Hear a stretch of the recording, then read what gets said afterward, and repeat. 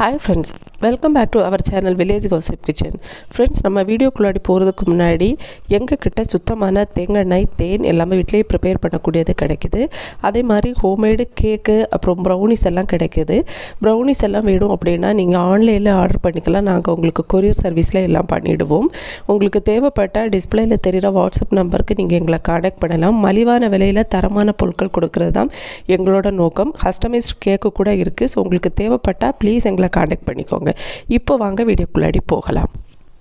Hi friends, welcome back to our channel Village Gossip Kitchen. Friends, நம்மளோட 7 days weight loss challenge-ல இன்னைக்கு day 2 ஓட video. day 2 அன்னைக்கு பாத்தீங்கன்னா நம்ம சப்ஸ்கிரைபர்ஸ் எல்லாரும் வந்து அக்கா vlog மாதிரி போடுங்க அப்படின்னு கேட்டிருந்தாங்க. ஸோ அதுல வந்து நான் vlogமே சேர்த்திருக்கேன். பாருங்க, உங்களுக்கு கண்டிப்பா இன்ட்ரெஸ்டிங்கா இருக்கும் அப்படின்னு நினைக்கிறேன்.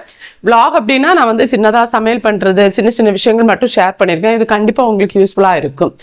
அடுத்ததா பாத்தீங்கன்னா இன்னைக்கு வந்து ரொம்ப முக்கியமான ஒரு டிப்ஸ் கொடுக்க போறேன் வெயிட் லாஸ்ல. இந்த டிப்ஸ் நீங்க ஃபாலோ பண்ணல அப்படின்னா கண்டிப்பா உங்களால வெயிட் லாஸ் பண்ணவே முடியாது. நம்ம சப்ஸ்கிரைபர்லயே சிலர் கேட்டீங்கன்னா நாங்க கரெக்டா டயட் ஃபாலோ பண்ணியிருக்கோம், சாப்பாடெல்லாம் கரெக்டா எடுக்கிறோம், எக்ஸசைஸ் பண்றோம், ஆனா எங்களால வெயிட் லாஸ் பண்ண முடியல அப்படின்னு கேட்பாங்க. ஸோ அவங்க வந்து அவங்களோட ரொட்டீன்ல நம்ம இந்த டவுட் கேட்டோம்னா கண்டிப்பா இது இருக்காது, இதை பண்ணியிருக்கவே மாட்டாங்க. ஸோ இந்த விஷயத்த நீங்க பண்ணல அப்படின்னாலும் உங்களாலேயும் வெயிட் லாஸ் பண்ண முடியாது. அது என்ன அப்படிங்கிறதையும் எனக்கு அது எப்படி ஒர்க் ஆகுது, நான் எப்படி அதை கண்டுபிடிச்சேன் அப்படிங்கிறதையும் இந்த வீடியோல உங்களுக்கு நான் ஷேர் பண்ணியிருக்கேன். ஃபர்ஸ்ட் இப்போ வாங்க வீடியோக்குள்ளாடி போகலாம். அதுக்கு முன்னாடி நம்ம சேனல் நீங்க ஃபர்ஸ்ட் டைமா பாக்குறீங்க அப்படின்னா இந்த வீடியோஸ் உங்களுக்கு யூஸ்ஃபுல்லா இருக்கு அப்படின்னு நினைக்கிறீங்கன்னா மட்டும் ப்ளீஸ் சப்ஸ்கிரைப் பண்ணி வச்சுக்கோங்க. அப்படியே பக்கத்துல இருக்க அந்த பெல் ஐக்கானே கிளிக் பண்ணுங்க. அப்பதான் நான் இப்போ வீடியோஸ் போட்டாலும் உங்களுக்கு நோட்டிபிகேஷன் வரும். என்னோட வீடியோஸ் எல்லாம் நீங்க மிஸ் பண்ணாம பார்க்க முடியும். அதே மாதிரி இந்த வீடியோ உங்களுக்கு யூஸ்ஃபுல்லா இருக்குன்னா உங்க ஃப்ரெண்ட்ஸ் அண்ட் ஃபேமிலிக்கு ஷேர் பண்ண மறக்காதீங்க. ஒரு லைக் மட்டும் பண்ணிட்டு வீடியோ பாருங்க. ஓகே ஃப்ரெண்ட்ஸ், நான் அந்த விஷயம் என்ன அப்படிங்கிறத இப்போ தெளிவாக உங்களுக்கு ஷேர் பண்ணுறேன். நீங்கள் டயட் என்னதான் கரெக்டாக ஃபாலோ பண்ணாலும் ஒர்க் அவுட் பண்ணாலும் என்னதான் பண்ணாலும் நீங்கள் தூங்கலை அப்படின்னா உங்களால் வெயிட் லாஸ் பண்ணவே முடியாது. கண்டிப்பாக நமக்கு ஒரு நாளைக்கு 7லேருந்து 8 மணி நேரம் தூக்கம் தேவைப்படுது. அந்த தூக்கத்தை நீங்கள் உங்கள் உடம்புக்கு கொடுக்கல அப்படின்னா உங்களால் கண்டிப்பாக வெயிட் லாஸ் பண்ண முடியாது. தூங்குறப்பவே நமக்கு கலோரி பயங்கரமாக பேர்ன் ஆகும். நம்ம எந்த ஒர்க் அவுட்டும் பண்ணியிருக்க மாட்டோம், எக்ஸசைஸ் எதுவும் இல்லாமலே நம்ம தூங்குறப்போ நமக்கு கலோரி பேர்ன் ஆகுது அப்படின்னா அது எவ்வளோ முக்கியமான ஒரு விஷயமா இருக்கும் நம்மளோட உடம்புக்கு. அந்த தூக்கத்தை நீங்கள் கொடுக்காத பட்சத்தில் உங்களால் வெயிட் லாஸ் பண்ணவே முடியாது. ரீசெண்ட் டேஸாக பார்த்தீங்கன்னா என்னோட டயட் சார்ட்ல பார்த்தீங்கன்னா எனக்கு லாஸ்ட் டைம் நான் வெயிட் லாஸ்லேயே இருக்கட்டும் எப்போவுமே என்னோட வெயிட் லாஸ் வந்து ரொம்ப ஸ்ட்ரகிள் பண்ணிகிட்டே இருக்கு. வெயிட் லாஸ் ஆகவே செய்யாது, சில நாள் நிற்கும், சில நாள் ஏறும், அந்த மாதிரி தான் இருக்கும். 1 மந்த்ல கூட என்னால் ஒரு 4 கிலோ பக்கத்தில் தான் குறைக்க முடிஞ்சிருந்துச்சு. ஸோ அதுக்கு முக்கியமான காரணம் என்னோட தூக்கமின்மை தான். காரணம் பார்த்தீங்கன்னா ஹஸ்பண்ட் வந்து டியூட்டி முடிச்சு வர்றதுக்கு நைட்டு 12 மணி ஆகும். என்கிட்ட இருக்க ஒரு கெட்ட பழக்கம் என்னன்னா அவர் வந்ததுக்கு அப்புறமா அவர் சாப்பிட்டதுக்கு அப்புறமா தான் நான் போய் படுத்து தூங்குவேன். எனக்கு அது வந்து நான் படுத்தே இருந்தா கூட அவர் வந்து சாப்பிட்றதெல்லாம் அந்த சவுண்ட் எனக்கு கேட்டுட்டே இருக்கணும். அது என்னோட ஒரு கெட்ட பழக்கம்னு சொல்லலாம். ஸோ நிறைய முறை அவங்களும் சொல்லிட்டாங்க, நீ போய் படுத்து தூங்கிக்கோ, எனக்கு பிரச்சனை கிடையாது, நான் வந்து போட்டு சாப்பிட்றேன் அப்படின்ட்டு. இருந்தாலும் நமக்கு வந்து நைட்டு அவங்க வரணும், விடிய காலையிலே போகிறது, நைட்டு வரணும் அப்படிங்கிற அந்த ஒரு பதப்பதப்பு இருக்கும் இல்லையா. ஸோ அதுலேயே எனக்கு தூக்கம் வராது. அது ஒன்று. அந்த 12 மணிக்கு மேலே படுத்ததுக்கு அப்புறமா நான் என்ன பண்ணுவேன்னா மொபைல் பார்த்துட்டே இருப்பேன் தூங்குற வரைக்கும். பொதுவாகவே பார்த்தீங்கன்னா நம்ம வந்து மொபைல் ஆஃப் பண்ணி தூங்குறதுக்கு 1 மணி நேரத்துக்கு முன்னாடி நம்ம மொபைல் ஆஃப் பண்ணி வைக்கணும். அந்த வெளிச்சம் நமக்கு படக்கூடாது, நம்ம அந்த எந்த சவுண்டும் கேட்கக்கூடாது, நம்ம நல்ல ரிலாக்ஸாக படுத்தாதான் நமக்கு தூக்கமே வரும். நான் என்ன பண்ணுவேன்னா கண்ணில் தூக்கம் வர்ற வரைக்கும் மொபைல் பார்த்துட்டே இருப்பேன். அந்த தூக்கம் வந்து 12 மணிக்கு படுக்கிறோம், காலையில் 5 மணி 6 மணிக்கு எனக்கு எழும்பணும். இதுக்கு இடையில வந்து நான் எப்போ தூங்குவேன்னு நினைக்கிறீங்க? எத்தனை மணி நேரம் தான் என்னோட தூக்கம் இருக்கும்? ஸோ இது வந்து என்னோட வெயிட் லாஸை ரொம்ப பாதிச்சிருக்கு. இது வந்து எனக்கு தெரியும் தூக்கம் ரொம்ப முக்கியம் அப்படின்ட்டு, இருந்தாலுமே நான் வந்து டயட் தான் கரெக்டாக ஃபாலோ பண்ணுறோமே, எக்ஸசைஸ் பண்ணுறோமே, தூக்கத்தை வந்து பெருசாக கேர் பண்ணாமல் விட்டுட்டு இருந்தேன். காலையில் எழும்புறப்போ ரொம்ப தலை சுற்றலாக இருக்கும், என்னால் கரெக்டாக நிற்க முடியாது, வீட்டில் ஒர்க் பண்ண முடியாது, என்னோட பிஸ்னஸ் பக்கம் கவனம் செலுத்த முடியாது, குழந்தைங்க மேலே எரிஞ்சு விழுறது. ஸோ இது எல்லாமே எனக்கு ரொம்ப டிப்ரெஷனாக தான் இருந்துச்சு. இந்த லாஸ்ட் அந்த 30 டேஸில் அது கூட எனக்கு ரொம்ப டிப்ரெஷனாக இருந்துச்சு. அதுவும் மட்டும் கிடையாது, கடைசியாக வந்து ஒரு 6-7 மாசமா பார்த்தீங்கன்னா நம்ம சேனல்லேருந்து வீடியோஸ் பார்த்தீங்கன்னா எத்தனை வீடியோஸ் தான் போட்டிருப்பேன். முக்கிய காரணமே இதுதான். தூக்கம் செட் ஆகாது, ரொம்ப கோவம் வரும், எரிச்சல் வரும், அந்த வீடியோஸ் பக்கம் கவனம் செலுத்த முடியலை. என்னோட பிஸ்னஸே அது ஓரளவு பாதிச்சுட்டு இருந்துச்சு. டே டு லைஃப்ல டெய்லி என்னோட ஹெல்த்தையே அது ரொம்ப பாதிச்ச ஒரு விஷயம் அந்த தூக்கமின்மை. ஸோ ஓகே, பிளேடு போடுறாங்க, இது எல்லாருக்கும் தான் இங்கே இருக்கும் இந்த பிரச்சனை அப்படின்னு நீங்கள் நினைக்கலாம். லாஸ்ட்டாக இப்போ ஒரு 4-5 நாள் முன்னாடி பார்த்தீங்கன்னா நம்ம டயட் நிறுத்திட்டோம். அந்த 30 டேஸ் டயட் நிப்பாட்டிட்டு அதுக்கு அடுத்ததான் வந்து பார்த்தீங்கன்னா நான் வந்து இனிமேல் கரெக்டாக தூங்கணும்ப்பா. கண்டிப்பாக வந்து ஹஸ்பண்டுக்கு ஒரு நாள் டியூட்டினா இன்னொரு நாள் ஆஃப் இருக்கும். ஸோ அந்த ஆஃப்லேயாவது நம்ம நல்லா நைட்டு தூங்கணும் அப்படின்ட்டு கரெக்டாக படுக்கிறதுக்கு முன்னாடி ஒரு 1 ஹவருக்கு முன்னாடி பெட்டில் படுக்கிறதுக்கு ஒரு 1 ஹவருக்கு முன்னாடி நான் வந்து மொபைலை ஆஃப் பண்ணி வச்சுட்டு படுத்துட்டேன். 1 ஹவருக்கு அப்புறமா தூங்கிட்டு கரெக்டாக ஒரு 8 மணி நேரத்துக்கு மேலே அன்னைக்கு தூங்கியிருப்பேன். அன்னைக்கு காலையில் எழும்பி இத்தனைக்கும் அன்னைக்கு வந்து இன்டர்மிட்டன்ட் ஃபாஸ்டிங்ல இருக்கேன்.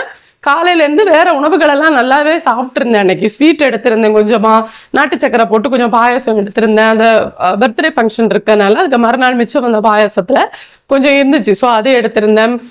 மற்றபடி கொஞ்சம் சோறு சாப்பிட்டுருந்தேன், எல்லாமே சாப்பிட்டுருந்தேன். ஆனால் இன்டர்மிட்டன்ட் ஃபாஸ்டிங் ஒரு 4 மணியோட சாப்பாட்டை நிறுத்தியிருந்தேன். இதுக்கப்புறம் பார்த்தீங்கன்னா நான் வந்து நைட்டு ஒர்க்கெல்லாம் முடிச்சுட்டு நம்ம படுத்து நல்லா ஒரு 8 மணி நேரம் தூங்கி எழுப்பி மறுநாள் வெயிட்டு பார்க்குறப்போ எனக்கு ரொம்ப ஆச்சரியமா இருந்துச்சு. அந்த வெயிட்டு தான் உங்களுக்கு நான் ஷேர் பண்ணியிருந்தேன். டே 1 அதாவது 76.900 வெயிட் இருக்கேன். நான் இவ்வளோ சாப்பிட்ருக்கேன். இன்டர்மிட்டன்ட் ஃபாஸ்டிங் இருந்தாலுமே இதை எடுத்ததுக்கு கண்டிப்பாக எனக்கு வெயிட் லாஸ் ஆக்கியிருக்க கூடாது. நான் எக்ஸசைஸ் பண்ணியிருக்கேன், எல்லாமே கரெக்டாக பண்ணுறப்போ அதுக்கு ஒரு நாள் முன்னாடி இதுதான் பண்ணியிருந்தேன், இதே ரொட்டீன் தான் பண்ணியிருந்தேன். தூக்கம் சரியா இல்லை. ஆனால் அன்னைக்கு வந்து வெயிட் எனக்கு பார்த்தீங்கன்னா 78 காட்டுச்சு. மறுநாள் வந்து நான் என்ன நினைக்கிறேன்னா, ஓகே நம்ம சப்ஸ்கிரைபருக்கு காட்டுறப்போ கண்டிப்பாக வெயிட் கொஞ்சம் அதிகமாக தான் இருக்கும், நம்ம ரீசனை சொல்லிடலாம் அப்படின்னு தான் வெயிட் செக் பண்ணுறேன். 76.900 இருக்கேன். எனக்கு என்ன ஆச்சரியம்னா, அப்போ அந்த தூக்கம் வந்து நம்ம உடம்புக்கு எவ்வளோ முக்கியம் அப்படிங்கிறத அந்த இடத்துல தான் நான் ஃபீல் பண்ணேன். அது என்னோட வெயிட் லாஸ் எந்த அளவு நம்ம மொத்தத்தில் எனக்கு பாதிப்பு இருக்குது அப்படிங்கிறது தெரியுது. தூங்காமல் எனக்கு உடம்பு சரியில்லாமலாம் ஆகுது. ஆனால் அது என்னோட வெயிட் லாஸே எந்த அளவு பாதிச்சிருக்கு அப்படிங்கிறது எனக்கு அந்த இடத்துல புரிஞ்சிச்சு. ஓகேவா? அடுத்ததான் வந்து இதுக்கு என்ன சொல்ல, அடுத்ததான் வந்து ஒரு கொஞ்ச நாள் முன்னாடி பார்த்தீங்கன்னா நம்ம டயட்ல வர்றதுக்கும் கொஞ்ச நாள் முன்னாடி எனக்கு இது ஒரு அனுபவம் என்னன்னா, மொபைல் பார்த்து நைட்டு ஃபுல்லாக நான் அன்னைக்கு தூங்கவே இல்லை. அன்னைக்கு மொபைல் ஆஃப் பண்ணி வச்சதுக்கு அப்புறமா எனக்கு தூக்கம் வரல. ஏன்னா ரொம்ப லேட் நைட்டு நம்ம மொபைல் ஆஃப் பண்ணி வச்சிருக்கோம், அந்த வெளிச்சம் எல்லா காரணங்களும் இருக்கலாம் மேபி. எனக்கு அன்னைக்கு ஃபுல்லாக நைட்டு தூக்கம் வரல. அடுத்த நாள் வந்து வெயிட் செக் பண்றப்போ அதுக்கு முன்னாடி இருந்ததை விட ஒரு 1.5 கிலோ மேல அன்னைக்கு எனக்கு அதிகமா காட்டுச்சு. அது என்னைக்கு என்ன அப்படிங்கிற அந்த வெயிட் எனக்கு கரெக்டா ஞாபகம் இல்லை, ஆனா 1.5 கிலோ எனக்கு அதிகமா காட்டுச்சு. ஸோ அன்னைக்கு எனக்கு என்ன ஃபீல் ஆச்சுன்னா, நம்ம தூங்காத இருக்கிறப்போ நமக்கு வெயிட் அதிகமாகுது அப்படிங்கிறது எனக்கு அப்போவே ஃபீல் ஆச்சு. இருந்தாலும் அது வந்து நான் ரொம்ப சீரியஸா எடுக்கல. ஆனா இந்த டைம் வந்து அது எனக்கு ரொம்ப நல்லாவே புரிய ஆரம்பிச்சிச்சு. ஓகே, தூக்கம் வந்து நமக்கு எந்த அளவு முக்கியம் அப்படிங்கிறது. நீங்க டயட்ல இருக்கிறீங்க, கரெக்டா எக்ஸசைஸ் பண்றீங்க, வாக்கிங் பண்றீங்க, டயட்டை கரெக்டா ஃபாலோ பண்றீங்க, இருந்தாலும் உங்களுக்கு வெயிட் லாஸ் ஆகலை அப்படின்னா உங்களோட தூக்கத்தை பாருங்க. 8 மணி நேரம் நீங்க தூங்குறீங்களா அப்படிங்கிறத செக் பண்ணுங்க. கரெக்டா அப்படி இல்லை அப்படிங்கிற பட்சத்துல நீங்க 8 மணி நேரம் தூங்கிட்டு அதுக்கப்புறமா உங்களோட வெயிட்டை செக் பண்ணிட்டு மறக்காம என்னோட கமெண்ட்ஸ்ல ஷேர் பண்ணுங்க. ஓகே ஃப்ரெண்ட்ஸ், அவ்வளோதான். இந்த விஷயம் வந்து ரொம்ப முக்கியமான விஷயம் வெயிட் லாஸ்ல, அதை உங்களுக்கு ஷேர் பண்ணணும்னு நினைச்சேன். ஸோ அதை தான் இன்னைக்கு இந்த வீடியோவில் நான் உங்களுக்கு ஷேர் பண்ணியிருக்கேன். அடுத்தது பார்த்தீங்கன்னா இன்னைக்கு வந்து ஹிப் ரெடியூஸுக்கான எக்ஸசைஸ் பண்ணலாம் டைம் இல்லை. ஏன்னா இன்னைக்கு குழந்தைங்களுக்கு ஸ்கூல் லீவு. காலையில் கொஞ்சம் லேட்டாக கொஞ்சம் ரிலாக்ஸாக படுத்து தூங்கிட்டு 7 மணிக்கு மேலே எழும்பி அவசரமாக கிச்சன் ஒர்க்கெல்லாம் முடிச்சு ரொம்ப டயர்ட் ஆகிட்டேன். இன்னைக்கு கொஞ்சம் ஒர்க்கெல்லாம் இருந்துச்சு. ஸோ அதெல்லாம் முடிச்சு ரொம்ப டயர்டாக்கி ஹிப் ரெடியூஸுக்கான எக்ஸசைஸ் பண்ணுறதுக்கு இன்னைக்கும் எனக்கு டைம் இல்லை. ஆனால் 30 மினிட்ஸ் வந்து சும்மா ஒர்க் அவுட் மட்டும் பண்ணிடுறேன். நாளைக்கு உங்களுக்கு அந்த ஹிப் ரெடியூஸ்க்கான எக்ஸசைஸ் கொடுக்குறேன். அதை விட ரொம்ப முக்கியமாக எனக்கு ஃபீல் ஆச்சு இந்த வெயிட் லாஸ் டிப்ஸ் உங்களுக்கு ஷேர் பண்ணணும் அப்படின்னு. ஸோ அதனால இதை இன்னைக்கு இந்த வீடியோவில் ஷேர் பண்ணியிருக்கேன். அடுத்தா பார்த்தீங்கன்னா என்னோட 30 மினிட்ஸ் ஒர்க் அவுட் இருக்கு. அடுத்ததான் நம்ம வந்து இன்னைக்கு விளாகில் என்னென்ன செஞ்சுருக்கோம், நான் இன்னைக்கு டயட்ல என்னென்ன எடுத்திருக்கேன் எல்லாம் இந்த வீடியோவில் கொடுத்துருக்கேன். ஓகே ஃப்ரெண்ட்ஸ், இன்றைக்கி இங்கே உள்ளூர் விடுமுறை, அதனால் குழந்தைங்களுக்கு ஸ்கூல் இல்லை. கொஞ்சம் நல்லா ரிலாக்ஸாக படுத்து தூங்கிட்டு கொஞ்சம் லேட்டாக எழும்பியிருந்தேன். ஹஸ்பண்டுக்கும் இன்றைக்கி லீவுனால தான். ஸோ ஃபஸ்ட்டு பார்த்திங்கன்னா டீ போடுறதுக்காக பால் அடுப்பில் வச்சுட்டு அப்படியே வந்து கொண்டக்கடலை கிரேவியும் செஞ்சு அது கூட சப்பாத்தியும் செஞ்சிடலாம் அப்படின்ட்டு பிளான் பண்ணியிருந்தேன். ஸோ அதுக்காக கொண்டக்கடலை கிரேவி செய்கிறதுக்கு ஃபஸ்ட்டு வந்து நைட்டு ஊற போட்டு வச்சுருந்த கொண்டக்கடலையை போட்டு அது கூடவே தண்ணி ஊற்றி அதை வந்து ஒரு 4-5 விசில் வேக விட்டு எடுத்துக்கலாம் அப்படின்னு விட்டுட்டேன். இந்த பக்கம் வந்து டீ ரெடி ஆகிட்டு இருக்கு. இதுக்கடையில் வந்து சப்பாத்தி மாவுக்காக கோதுமை போட்டுட்டு தேவையான அளவுக்கு உப்பு போட்டு தண்ணி தெளித்து கொடுத்து நார்மலாக சப்பாத்தி மாவுக்கு பிசைவேன் அந்த மாதிரி சப்பாத்தி மாவு பிசைஞ்சு எடுத்து வச்சுட்டேன். சப்பாத்தி மாவு வந்து ரொம்ப சாஃப்டாக சப்பாத்தி வரணுன்னா கண்டிப்பாக நம்ம பிசைகிறதுல தான் இருக்குது. லைட்டாக சுடு தண்ணீர் ஊற்றி பிசைஞ்சோம் அப்படின்னா சப்பாத்தி நல்லா சாஃப்டாக வரும். ஆனால் நான் எப்போவும் அப்படி பண்ண மாட்டேன். எனக்கு அன்னைக்கு என்ன டைம் இருக்கோ அதுக்கேற்ற மாதிரி மாவு பிசைஞ்சிடுவேன். ஸோ மாவை நல்லா பிசைஞ்சிட்டு கடைசியாக கொஞ்சம் தேங்காய் சேர்த்து அதை அப்படியே மூடி போட்டு வச்சுட்டு ஒரு 10 to 15 மினிட்ஸ் அப்படியே இருக்கட்டும். இந்த பக்கம் பார்த்திங்கன்னா பால் வந்து டீ ரெடி ஆகிடுச்சு. அடுத்ததாக கொண்டக்கடலை கிரேவி செய்கிறதுக்காக தேங்காய், அது கூட வந்து பட்டை, லவங்கம், அந்த பிரியாணி இலை அதெல்லாம் போட்டு வந்து அதை கொஞ்சம் நல்லா வறுத்து எடுத்துக்கிறேன். இந்த பக்கம் உருளைக்கிழங்கும் வெங்காயம் கட் பண்ணி வச்சுட்டேன். இப்போ தேங்காவை வறுத்து நம்ம மிக்ஸி ஜாரில் போட்டு ஆறுறதுக்கு எடுத்து வச்சுட்டேன். அது கூட வந்து தேங்காய் ஊற்றி கடுகு கருவேப்பிலை போட்டு தாளிச்சிட்டு கட் பண்ணி வச்சுருந்தேன் வெங்காயம் அப்புறம் வந்து அந்த உருளைக்கிழங்கு ரெண்டையும் சேர்த்து போட்டுக்கிறேன். போட்டு இதை நல்லா வந்து வதக்கிக்கலாம் அப்படின்ட்டு இது வதங்கட்டும். அந்த கேப்பில் வந்து சப்பாத்தி செய்கிறதுக்கு ரெடி பண்ணிட்டேன். சப்பாத்தி வந்து இப்போ வைரலாக ஒரு 4 பவுலெல்லாம் எடுத்து வச்சு மொத்தமாக செய்கிறாங்க இல்லையா, அந்த மாதிரி நம்ம வந்து 4 வேண்டாம். நான் முன்னாடி 4 ட்ரை பண்ணி பார்த்தேன், எனக்கு வரல. இதுக்கு முன்னாடி ஒரு நாள் சப்பாத்தி செய்கிறப்போ அதனால் 2 செஞ்சு பார்க்கலாம் அப்படின்ட்டு நான் என்ன பண்ணிட்டேன்னா 2 பவுல் எடுத்து வச்சுட்டு நிறைய மாவு போட்டேங்க. ஃபஸ்ட்டு வந்து மாவு நம்ம நிறைய போட்டால் வரும்னு சொல்லியிருந்தாங்க. அதனால் நான் நிறைய மாவு போட்டு 2 பவுல் வச்சு செஞ்சு பார்த்தேன். எனக்கு வரவே இல்லை, ஒட்டி அது வரவே இல்லை. ஒருவேளை ஆயில் போட்டு செஞ்சால் வருமா இருக்கலாம், இல்லை மேபி 4 இந்த மாதிரி மறுபடியும் ஒரு முறை ட்ரை பண்ணி பார்க்கலான்னு நினச்சேன். எனக்கு டைம் வேறு ஆகிடுச்சா, ஸோ அதனால் அப்படியே விட்டுட்டேன். நம்ம ரொம்ப அழுத்தி நம்ம வந்து உருட்டுறதுனால கூட இந்த மாதிரி ஆகலாம். எனக்கு தெரியலை நான் என்ன தப்பு பண்ணியிருக்கேன் அப்படின்ட்டு. நானும் நல்லா அழகாக சரி 2 செஞ்சுக்கலாம் அப்படின்ட்டு எடுத்து பார்த்தேன். அப்புறம் வந்து கொஞ்சம் வந்துடுச்சு. அதுக்கப்புறம் இந்த மாதிரி நல்லா ஒட்டி அப்படி இந்த மாதிரி பிஞ்சு வந்துடுச்சு. அதுக்கப்புறம் வேறு தனித்தனியாக செஞ்சு எடுத்திருந்தேன். என்னென்னா அதே இதில் வந்து மறுபடியும் செய்கிறப்போ அது வரவே இல்லை, அது ஒட்டி ரொம்ப கஷ்டமாயிடுச்சு. நம்ம 2-3 முறை ட்ரை பண்ணுறப்போ மேபி வரலாம், ஏதாவது சின்ன தப்பு பண்ணியிருப்போம், நமக்கு தெரியாது இல்லையா. ஸோ அதனால் 2-3 முறை ட்ரை பண்ணுறப்போ வரும். அடுத்த முறை சப்பாத்தி செய்கிறப்போ இன்னும் ட்ரை பண்ணணும் அப்படின்னு நினச்சிட்டு மறுபடியும் ஒர்க்கை ஸ்டார்ட் பண்ணிட்டேன். ஸோ அதுதான் இன்றைக்கி வந்து காலையில் டிஃபனுக்கு வந்து சப்பாத்தியும் கொண்டக்கடலை கிரேவியும். இப்போ உருளைக்கிழங்கு நல்லா வந்துடுச்சு. இந்த ஸ்டேஜில் வந்து இதுக்கு தேவையான உப்பு, மஞ்சள் தூள், மிளகாத்தூள், கரம் மசாலா சேர்த்துக்கலாம். நான் வந்து மட்டன் மசாலா சேர்த்துக்கிறேன். அது அந்த சிக்கனோட அந்த நம்ம நான்வெஜ் சாப்பிட்ற அந்த ஒரு ஃப்ளேவர் கிடைக்கும். சிக்கன் மசாலா இல்லைனா மட்டன் மசாலா நம்ம போட்டுக்கலாம். மசாலாவை போட்டுட்டு நல்லா வதக்கிக்கிறேன் அந்த பச்சை ஸ்மெல் போகிற வரைக்கும். இதை வதக்கிட்டு வேக வச்சு வச்சுருக்க கொண்டக்கடலையை நம்ம எடுக்கலாம். இப்போ அதில் கொண்டக்கடலை எடுக்கிறதுக்கு முன்னாடி கொஞ்சம் கொண்டக்கடலையை ஒரு மிக்ஸி ஜாரில் போட்டு நல்லா கிரைண்ட் பண்ணி எடுத்துப்பேன். அப்போது வந்து இந்த கிரேவி கொஞ்சம் நல்லா திக்காக நமக்கு இருக்கும், நல்லாயிருக்கும். இப்போது மசாலா நல்லா வதங்கினதுக்கு அப்புறமா நம்ம மிச்சம் இருக்க கொண்டக்கடலை இது கூட போட்டுட்டு இந்த மாதிரி நல்லா கலந்து விட்டுக்கிறேன்.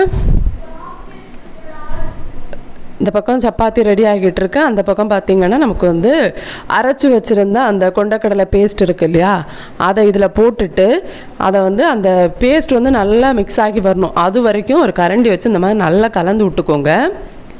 நம்ம வேணும்னா கொண்டக்கடலையை தனியாக எடுத்து வச்சு மசிச்சு கூட சேர்த்துக்கலாம். நான் இந்த மாதிரி அரைச்சி சேர்ப்பேன், கொஞ்சம் வேலை ஈஸியாக இருக்கும். அடுத்தது நம்ம வறுத்து வச்சுருந்தோம் இல்லையா தேங்காய், அதை பவுடர் பண்ணி கடைசியாக அந்த மசாலாவையும் போட்டுட்டு ஒரு கொஞ்சம் நேரம் வந்து ஒரு ஃபியூ செகண்ட்ஸ் சிம்மில் வச்சு நல்லா கொதிக்க விட்டு இறக்கிட்டிங்கன்னா நம்மளோட கொண்டக்கடலை கிரேவி ரெடி ஆகிடுச்சு. என் பொண்ணு வந்து நான் டேஸ்ட்டு பாக்கியதை கிண்டல் பண்ணிகிட்டே இருந்தால் அதை வேறு வீடியோ எடுத்து வச்சுருக்கா. லீவ் அப்படிங்கிறனால அவகிட்ட விலாகை ஷூட் பண்ணிக்கோ அப்படின்னு சொல்லியிருந்தேன். ஸோ டிஃபன் எல்லாருமே முடிச்சுட்டாங்க, சப்பாத்தியும் கொண்டக்கடலை கிரேவியும். எனக்கு வந்து நான் என்னென்னா வாட்டர்மெலன் வாங்கி வச்சுருக்கேன், அதை கட் பண்ணி எடுத்துக்கலாம். அதுக்கு முன்னாடி கொஞ்சம் வெசல்ஸ் எல்லாம் க்ளீன் பண்ணி எடுத்து ஒதுக்கி வச்சுக்கலாம் அப்படின்ட்டு காலையில் சமைச்ச எல்லா வெசல்ஸையும் எடுத்து போட்டிருந்தேன்.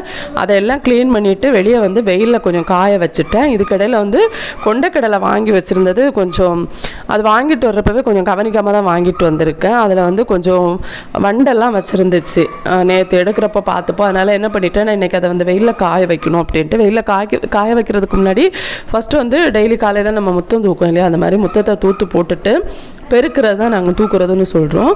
ஸோ அதை முடிச்சுட்டு அடுத்ததாக வந்து வெயிலில் கொண்டக்கடலையை காய வச்சுக்கலாம் அப்படின்ட்டு நினச்சேன்.